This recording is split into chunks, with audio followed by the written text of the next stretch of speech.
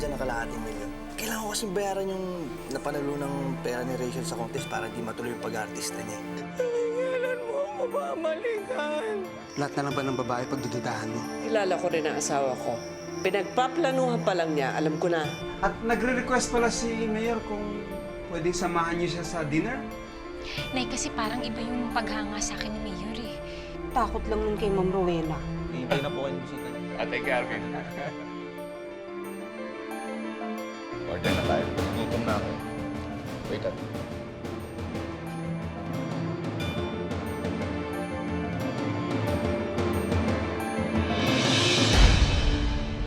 Oh, kamusta naman ang nanay mo? Okay naman. Ikaw, gusto yung audition mo? Kinansi nga ka ba ng Joel? Parang palpak yung audition ko eh. Kasi biglang umalis si Derek eh. Bastos naman nun. Alam mo, kundi lang talaga dahil sa kontrata, naku, ayoko na talaga mag-artista. Eh, hayaan mo na. Tiis na lang muna. Total, nandyan na yan eh. Kumain na ba kayo? Eh, ito, pababa pa lang ng restaurant. Kasi si Mayor nagyayang kumain. Parang ayoko nga eh. Baka kasi, Ako si ano? eh, wala naman. Nahihiya lang ako, tsaka ang daming tao. Baka mamaya may makakita pa sa amin kung ano pang isipin nila. Ako ba, kasama mo naman yung nanay mo eh. Tsaka hindi ka naman siguro kakatalunin nun. Alam niyo naman yung tungkol sa atin, di ba? Ayan yata yung susundo sa amin. O sige, mamaya na lang ha. O sige, I love you. O sige na, salamat. Salamat. Hindi naman yung ganyan yung sagot sa I love you eh. Dapat, I love you too. I love you more. I love you very much also. O sige na, eto na. I love you too. I love you more. I love you very much also. Masaya ka na. O sige. Sige na, mamaya na lang, babay. Nay, ako na magbubukas ha. Ay, Dito na lang kayo kumuha ng pagkain ninyo, ha? At hindi na pwede si Mayor? okay po. Sige ho. Anak, Nay! andyan na ba? Andyan na sundo natin? Ay, hello ho. Sabi ho niya, dito na lang daw ho tayo kumain. Akala ko sasamahan namin si Mayor sa restaurant para kumain. Hindi na po pwede si Mayor. May importante siyang kausap. Sige ho. Dito na kayo kumain, ha? Opo. Oo. Sige. Ay, naku, salamat naman, Nay. Hindi ko naman alam kung ano sasabihin ko eh. Halika na, oh. Alam mo, kailangan turuan natin ng good manners ang ating binibining San Felipe. Punctuality is the politeness of kings. Hindi naman kasi formal yung imbitasyon ko sa kanila. Nagkataon lang, nagkita kami dahil dito rin pala sila nakabook. Alam mo naman na dito rin nagbubook yung mga provincial mayors eh. What a happy coincidence. Sabi ko, kung may oras sila, samahan na lang nila ako. Eh, kasama yung ina niya, eh kaso baka marami trabaho. O baka naman talagang late lang siya.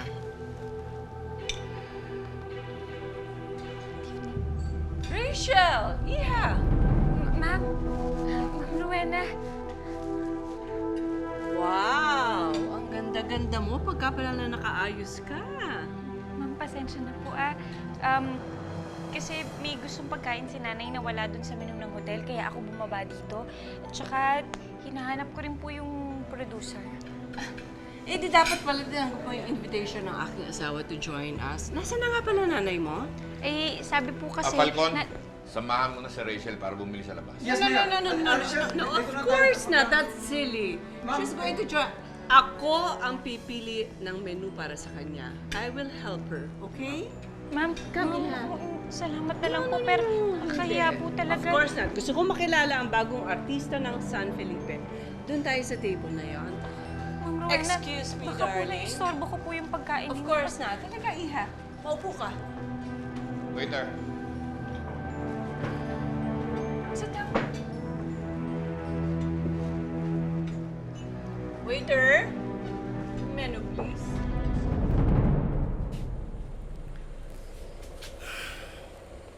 Apo, pagpasensyahan mo na nanay mo, ha?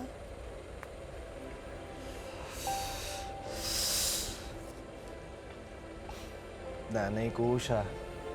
Kaya lahat ng pagtitiis, gagawin ko. Kaya lang, Kaya lang, ayaw kang kilalanin, anak. Ganon. Ay, naku naman, Apo. Hindi ba nakwento ko na sa'yo yan noong pa? Nadisgrasyang nanay mo nang pinanganak ka. Akala nga niya patay ka na eh. 1 linggong mahigit na wala siyang malay nang madali sa ospital.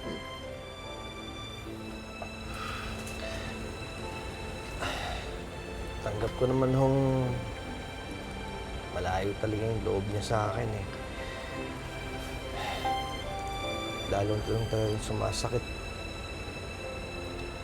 kapag ayaw niya magpatawag ng nanay. Apo, ipagdasal natin, ha? Alam mo, isang araw, liliwanag din ang pag-iisip niya.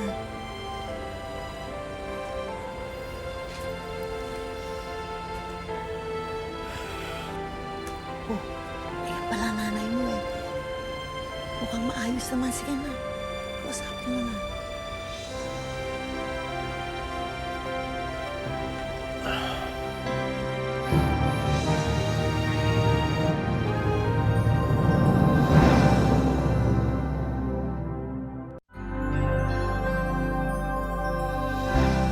Tatawagin na lang kita pag o-order na kami, okay?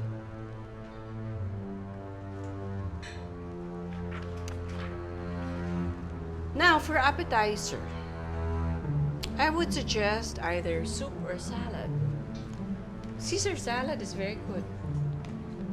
Hindi mo kasama ang boyfriend mo. Nagtatrabaho po sa anak ninyo. Ah, of course.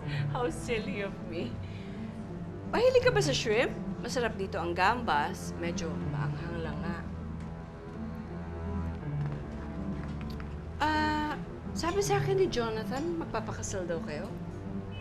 Opo. Itatapusin ko lang po itong pelikula na ginagawa ko. Pero ayoko na po sanang mag-artista eh. Kaya lang, ang sabi, kasama daw po sa kontrata to. Tsaka kasali to sa pinanalunan ko. So, kaya pumayag ang boyfriend mo? Opo. Alam niyo, Ma'am Rowena, mahal na mahal po ako ni Levi. Kaya nga po, isinakripisyo na niya yung kasal namin eh. Nagparaya na siya para rin wala na rin pong gulo. Tsaka mabuti na rin po ito dahil makakatulong na rin po ako sa pamilya ko. Pero marami namang ibang trabaho dyan ah. Unless, of course, gusto mo ng mabilis na pera. Alam mo, for main course, I would suggest fish. Malaki ang serving nila dito ng fish. Pink salmon, perhaps? Ma'am, gusto ko po kasi yung kinikita ko, pinagtatrabahuan ko po ng mabuti. Sweet. For dessert, you order either ice cream or cake. Alam mo, yung si Edmundo, binibiro ko eh. Crush ka yata?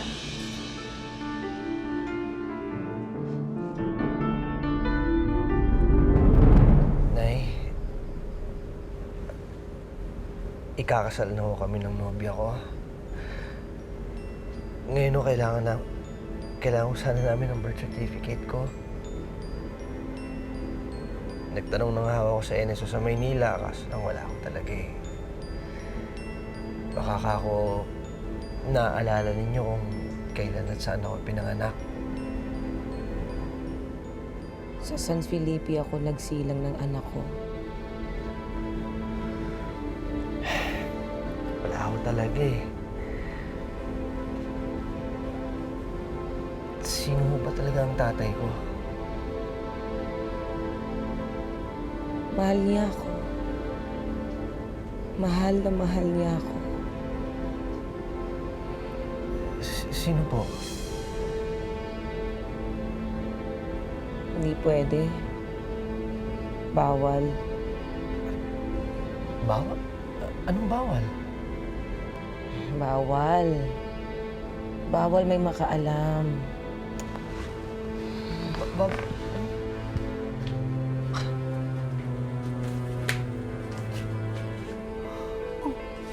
Bakit umalis ang nanay mo? Ewan ko. Hindi ko nga maintindihan yung mga pinagsasasabi niya. May sinasabi siyang bawal. Hindi ko naman alam kung ano yung bawal yun at sino nagbabawal. May ibang pamilya pa ho ba yung tatay ko? Ha? Ewan ko. Kung alam ko lang, di sinabi ko na sa'yo. Basta ang alam ko, na disgrasya siya nang ipinanganak ka. Yun lang alam ko, no? Laalis mo muna ako, pero babalik din ako agad. Magpapaalam lang ako sa trabaho para mas mabantay ako si nanay. Tsaka may kakausapin nga pala ako para maayos na yung papeles ko.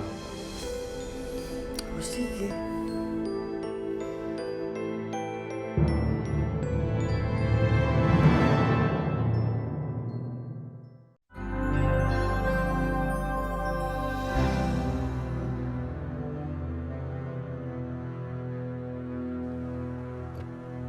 Kala ko ba gusto mo gumimik? Pati ka boba ba? Bilis mo na magsumuko. Sino naman may sabi sa'yong sumusuko na ako? Baka naman dapat naghahanap ka na ng kapalit dyan sa puso mo. Baka naman dapat tumutulong ka para sa puso ko. May bayad ako. Sa akin naman ningil, pagkatapos mong turuan ng leksyon ng Gina na yan. Saan ang plano? Ikaw na mag-isip, hindi ako masamang tao. Ayoko lang na agrabyado ako. Wala man lang ba munang down payment tulad ng kiss? Para ma-inspired man lang ako?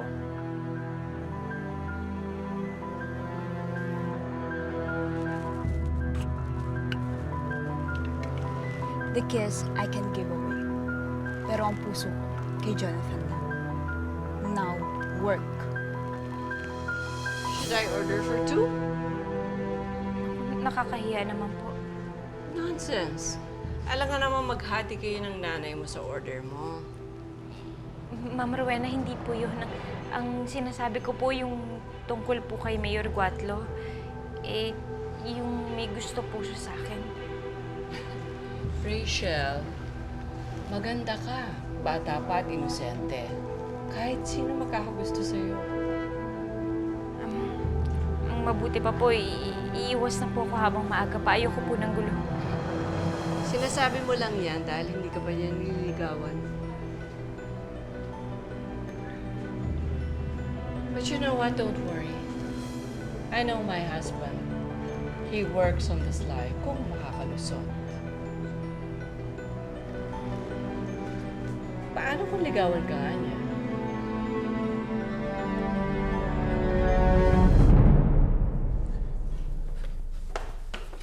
Baby, buti na lang nakauwi ka na. Matay na ako sa inip dito eh. Ganun ba? Boss, may sabihin sana ako sa'yo eh. Hingi sana ako ng bakasyon sa mami mo kasi yung nanay ko may sakit. Kailangan ko umuwi at alagaan. Tsaka ayusin ko nga pala yung kasal namin ni Rachel. Ganun ba? Huwag naman sana bukas sa bukas. Bala kong umalis eh. Pupuntahan ko sana si Gina. Kaya mo yan! Tinutulungan ka ni Gina para mapadali yung buhay mo eh. Pasensya ka na.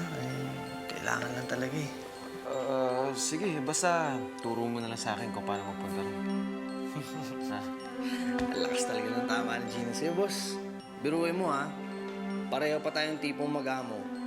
Magkapatid pa yung tinuhog natin. Salamat. Dali, paano nga pala si Apple? Hindi ba nag-skandalo yun? Yun. Nagalit lang. Believe talaga ako sa'yo, boss. Matinig sa chicks eh. Ma'am Rowena, hindi ko po kasi ugali na manira ng relasyon. Ang mabuti pa po, mauna na po ako. Kakain na lang kami sa labas ni nanay. Rachel. Stay. I want you to stay. Alam mo, Iha, gusto kita. Maprinsipyo ka. Huwag mong alalahanin si Edmundo. Rerendahan ko yan para hindi ka na niya kulitin.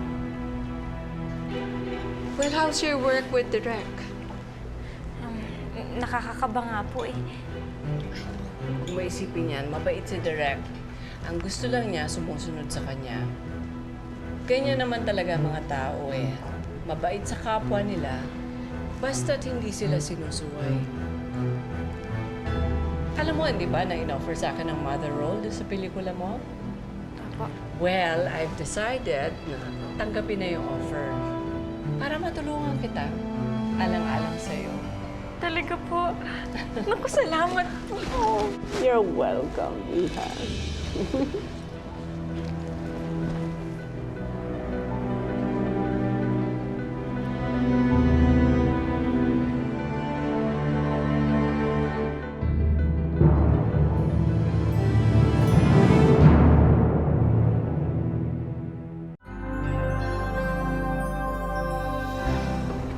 Eto, inaantay ko na lang yung pupunta dito kasi sila yung nakakaalam ng schedule eh.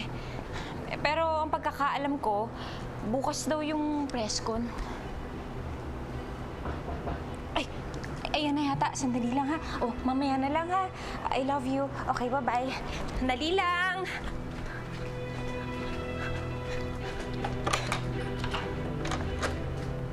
Morning!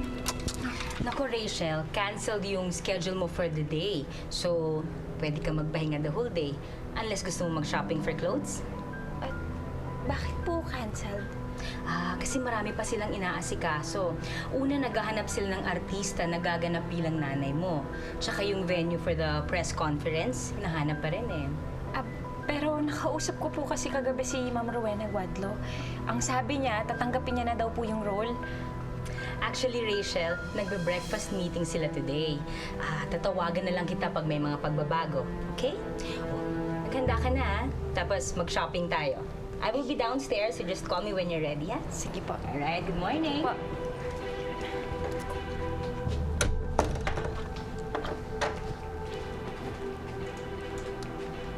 Kaya hindi natuloy.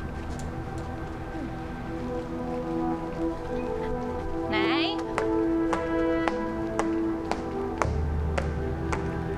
Nay? Nay, gising! Nay? Wala na daw po tayong gagawin ngayon. Na-cancel na po lahat ng mga schedule. Pwede na daw po tayo magpahinga. Eh, yun naman pala eh. Ba't ginigising mo pa ako? Antok na antok. Ay, Rachel! Tutulog pa ako.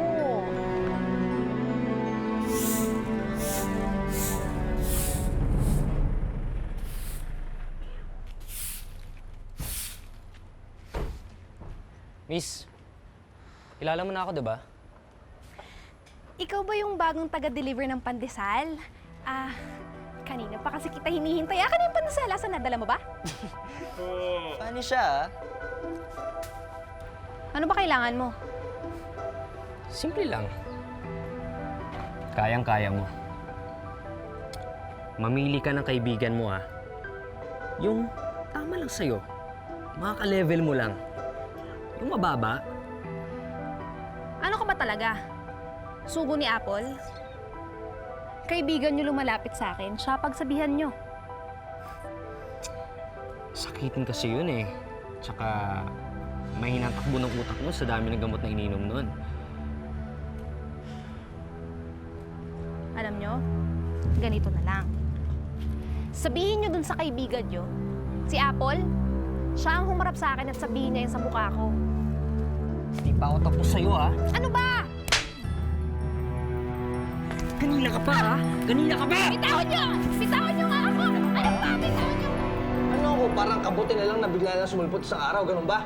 Levi, wala nga registration ng panganganak yung sinasabi mong nanay mo dito sa San Felipe. Sabi niya dito nga daw ako pinanganak.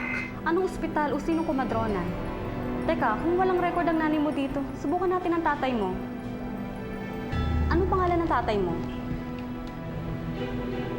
Hindi mo kilala ang tatay mo?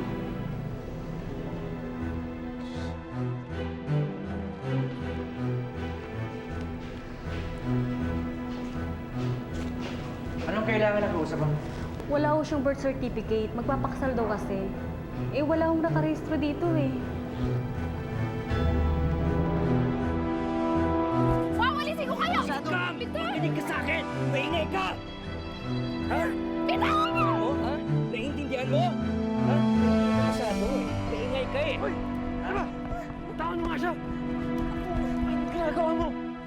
ginagawa mo sa kanya? Ikaw ba alam ni Apple nandito ka? Pakialam kung sino gusto kong bisitahin. Tuto kang gumalang sa babae.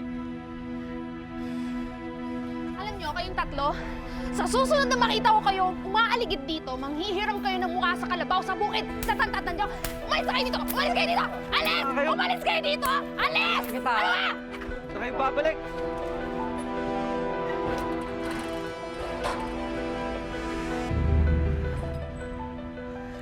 Ayos ka na ba? Anong ginagawa nila rito? Sa utos ng Apple mo, para itigil mo na yung panliligaw mo sa akin.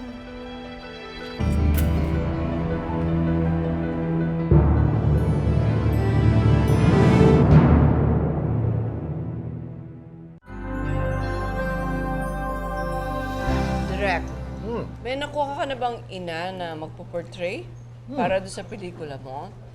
Eh kasi naisip ko, kung wala pa, tatanggapin ko na. Rowena, Aba bakit? Gusto ko makatulong sa kababayan natin. After all, sabi ni Direk, bagay sa akin ang role. Pero gagawin ko lang yun, Direk, kung ikaw ang direktor. Okay na okay.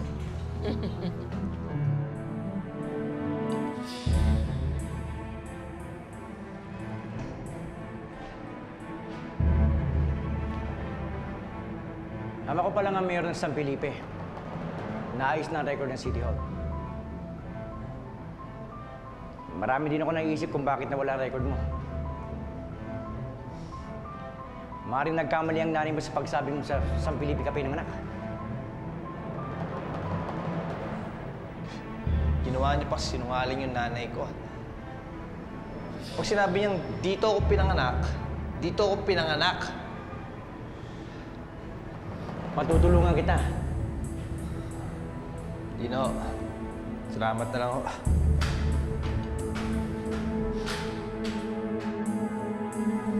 hindi mo sinabi sa akin na may bala ka palang mag-comeback sa pelikula. Eh, hindi ba dapat pinag-uusapan muna natin to? Edmundo, visibility is the key to your political success. Kapag napag-uusapan ako, pati yung kampanya mo pag-uusapan. Si Ricardo ay nag-ingay, kaya dapat din mag-ingay tayo. Now, if I only know kung sino ang producer ng pelikula, any idea? Anong pakialam ko sa showbiz? Anyway, kailangan ko nang bumalik sa San Felipe today. At ikaw habang nandito at nagtatrabaho, but I strongly suggest that you come home with me. Hindi pa tapos ang trabaho ko dito. Believe me, Edmundo, tapos na. Alam niyo po ba kung nasan si Jonathan ngayon? Nililigawan naman talaga kita eh. Bakit? Nasaan siya? Meron po siyang pinupuntahan ng ibang babae. Sinasagot na kita. Gusto ko makausap ng producer mamayang gabi over dinner. Evening, Rachel. Ay, Mayor. Ako ang producer ng pelikula ko. Ito bang nabalitaan ko na ikaw daw ang naglalapit kay Jonathan dun sa kapatid ng girlfriend mo? Papalisin niyo na ho ba ako? Sinabi ko ba yun? Papagalitan niyo lang po ako. I don't think na magkikita pa kayo ni Jonathan. Alam na ng mommy niya at pinagbabawalan siya. At hindi na siya makakapunta rito dahil yung driver niya nagbakasyon muna. May mga pangarap ka, Rachel. At kaya kong ibigay sa'yo. Wala ko kayo maaasahan. Rachel! Gina! Gina! Kailangan ko sana yung tulong ninyo eh. ₱250,000 ho yun. Gusto ko sana humirap sa inyo eh.